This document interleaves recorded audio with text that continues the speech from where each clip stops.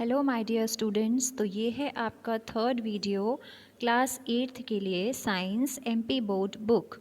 Chapter number 4 metals and non metals. ठीक है, तो बेटा इसके पहले जो हमने वीडियो देखा था उसमें हम मेटल्स के साउंड की बात कर रहे थे। ठीक है, कि जो भी मटेरियल सोनोरस साउंड प्रोड्यूस करता है, एक रिंगिंग साउंड जो होता है, खनक आप बोल सकते हैं, जैसे कि आपने मंदिरों के घंटी में देखी होगी, टेम्पल्स में जो बेल लगी हुई होती हैं, जब आप उन्हें स्ट्रक करते हैं, बीच में जो घंटा होता है उसे ज़ोर से टकराते हैं तो उसमें से खनखनाहट वाला जो साउंड निकलता है उसे ही हम सोनोरस साउंड कहते हैं। और इस तरह का साउंड सिर्फ और सिर्फ मेटल्स में होता है। ठीक है, मेटल्स के अलावा जो सब्सटेंस जो मटेरियल होते हैं वो सोनोरस नहीं होते हैं।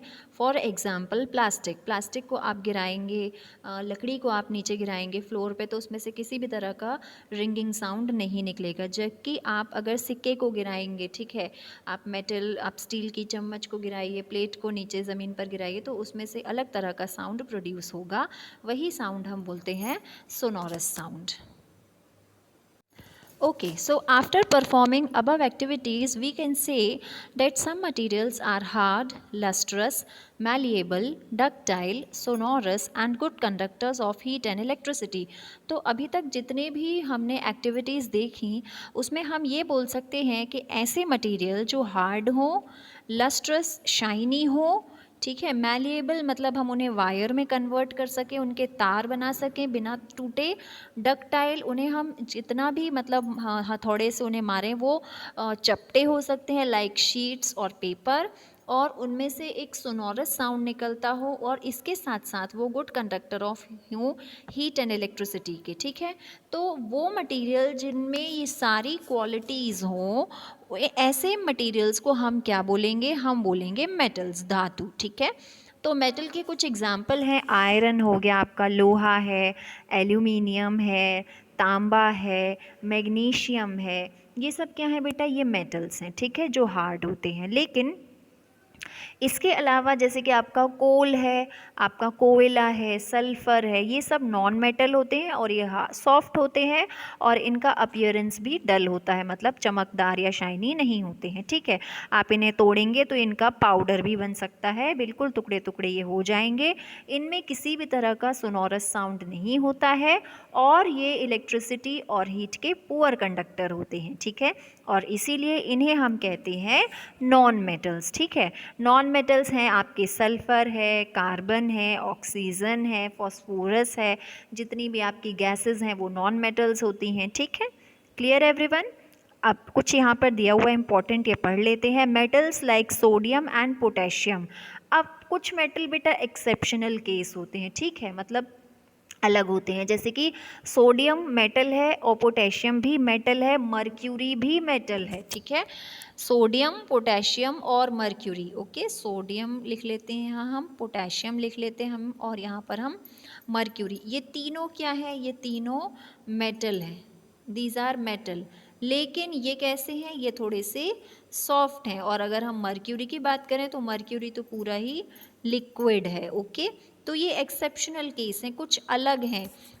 ठीक है, इतना सॉफ्ट होता है बेटा सोडियम एंड पोटेशियम, लाइक चीज़, पनीर की तरह आप उसे कट कर सकते हैं। लिक्विड मर्क्यूरी तो लिक्विड होता है, पता ही है सबको। ठीक है, तो ये थी हमारी फिजिकल प्रॉपर्टीज़ मेटल्स की। आगे चलेंगे हम, जिसमें हम पढ़ेंगे chemical properties of metals and non metals. ठीक है, अब केमिकल प्रॉपर्टीज़ का मतलब होता है कि केमिकल्स के साथ ये मटेरियल्स क्या रिएक्शन देते हैं। ठीक है, जब आप इन्हें किसी केमिकल में मिक्स करेंगे तो इनका रिएक्शन क्या होगा।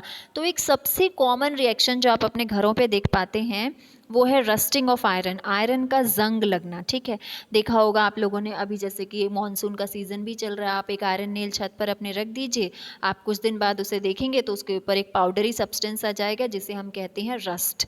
क्लास 7th में आपने एक एक्टिविटी देखी होगी जिसमें हम मैग्नीशियम रिबन को बर्न करते हैं एयर में, या तो फिर आपने रस्ट फॉर्मेशन भी देखा होगा। ठीक है, अगर आप लैब गए होंगे तो ये सारे प्रोसेसेस में क्या हो रहे हैं बेटा? ऑक्सीजन के ऑक्साइड बन रहे हैं। ठीक है, तो complete the following reactions of iron and magnesium with oxygen. यहाँ पर एक रिएक्शन दिया हुआ है, आप देख पा रहे होंगे, इसमें आयरन और ऑक्सीजन, ये है आयरन, और यहाँ पर ऑक्सीजन का कॉम्बिनेशन हो रहा है किसके साथ, वाटर के साथ, ठीक है। यहाँ आपको क्वेश्चन मार्क डला हुआ है, आपको बताना है क्या है। और नेक्स्ट में भी मैग्नीशियम और ऑक्सीजन का कॉम्बिनेशन हो रहा है, यहाँ पर भी आपको बताना है कि क्या फॉर्म होगा, ठीक है। तो यहाँ मैं आपको वर्बली बता देती हूँ, यहाँ पे आयरन ऑक्साइड बनेगा, ओके, आयरन ऑक्साइड बनेगा, तो यहाँ पर क्या बन जाएगा, आयरन ऑक्साइड, आयरन ऑक्साइड बनेगा, ठीक है। और यहाँ बनेगा मैग्नीशियम ऑक्साइड, मैग्नीशियम ऑक्सीजन के साथ मिक्स हो जाएगा। तो ये है आंसर आपके दोनों इक्वेशंस का, ठीक है। क्योंकि हमने अभी बताया ना बेटा आपको, ऑक्सीजन और ऑक्सीजन और वाटर जब मिलता है किसी भी मेटल के साथ तो वो अपने ऑक्साइड बनाता है, ठीक है। ये आगे चल के जब आप और टॉपिक्स पढ़ेंगे तो और अच्छे से समझ लेंगे, ठीक है। तो इसके लिए परेशान होने की ज़रूरत नहीं है। चलिए अब आगे देखते हैं हम एक्टिविटी 4.3। यहाँ पर दिया हुआ है, let us check the nature of rust formed as a reaction of the as a result of the reaction between iron oxygen and water. Iron oxygen और वाटर के रिएक्शन से जो रस्ट बन रही है, जंग जो है वो बन रही है, उससे चेक करना है यहाँ पर कि उसका नेचर कैसा है। नेचर मतलब वो एसिडिक है या बेसिक है या न्यूट्रल है या क्या है। अब एसिड और बेस की मैं बात करूँ तो आप लोगों ने क्लास 7th में एसिड और बेस के बारे में पढ़ा ही होगा। एसिड खट्टे सब्सटेंसेस होते हैं और बेस जो होते हैं वो क्या होते हैं, बिटर सब्सटेंसेस, कड़वे होते हैं, ठीक है। तो आपने क्या करना है, आपको रस्ट ले लेनी है एक टेस्ट ट्यूब में, वाटर के साथ उसे थोड़ा सा मिला करके उसका सस्पेंशन बना लीजिए, सॉल्यूशन बना लीजिए। अब इसमें आपको रेड और ब्लू लिटमस पेपर डालने हैं, आपको ऑब्जर्वेशन को चेक करना है, ठीक है, कि क्या ऑब्जर्वेशन निकलेगा। तो अब हम अपने नेक्स्ट पेज में आ जाते हैं ऑब्जर्वेशन के लिए। यहाँ पर देखिए, ऑब्जर्वेशन एक्चुअली में यहाँ दिया हुआ, चलिए पढ़ते हैं ऐसे। ये कुछ इंपॉर्टेंट यहाँ पर दिया हुआ है, ये देख लेते हैं पहले। When a copper vessel is exposed to moist air for long it acquires a dull green coating. The green material is a mixture of copper hydroxide and copper carbonate. Following is the reaction. अच्छा, यहाँ पर बात हो रही है copper की, तांबे की, ठीक है। तांबे के बर्तन को या तांबे के किसी सामान को आप थोड़ी देर के लिए उसे मॉइस्ट एयर में से मानसून में रख देंगे तो आप उसके ऊपर ग्रीनिश कोटिंग देखेंगे, ठीक है। तो ये ग्रीनिश कोटिंग क्या होती है बेटा, ये होता है कॉपर हाइड्रो ऑक्साइड, कॉपर जिसमें वाटर के साथ में रिएक्शन कर रहा है, ठीक है, और कॉपर कार्बोनेट। यहाँ पर आपको नीचे पूरा रिएक्शन दिया हुआ है कि किस तरह से, ये देखिए मैं आपको बता रही हूँ किस तरह से जो कॉपर है वाटर और कार्बन डाइऑक्साइड और ऑक्सीजन के साथ मिलके क्या बनाता है, copper hydroxide and copper carbonate, ठीक है। ये यहाँ पर फॉर्मेशन हो रही है किसमें, तांबे में। अभी तक हमने लोहे की बात की थी कि लोहे जो है उसे बाहर रखेंगे तो उसमें क्या बन जाता है, आयरन ऑक्साइड बन जाती है ना। हमने मैग्नीशियम में क्या देखा, मैग्नीशियम ऑक्साइड बन जाती है। और अब ये है कॉपर का, कि कॉपर को अगर आप मॉनसून में रखेंगे तो उसके ऊपर भी एक तरह की लेयर बन जाती है एक पर्टिकुलर सब्सटेंस की, वो सब्सटेंस होता है copper hydroxide and copper carbonate, ठीक है। चलिए आगे चलते हैं। रिकॉल द, यहाँ पर दिया हुआ है, recall the activity of burning magnesium ribbon. Ash obtained on burning magnesium ribbon is dissolved in water and tested for its acid basic nature.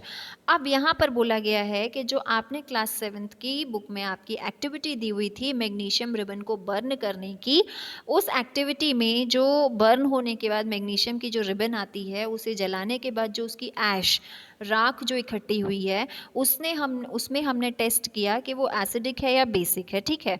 तो आपने देखा होगा जब हम उसे टेस्ट करेंगे तो यू मस्ट हैव ऑब्जर्व्ड,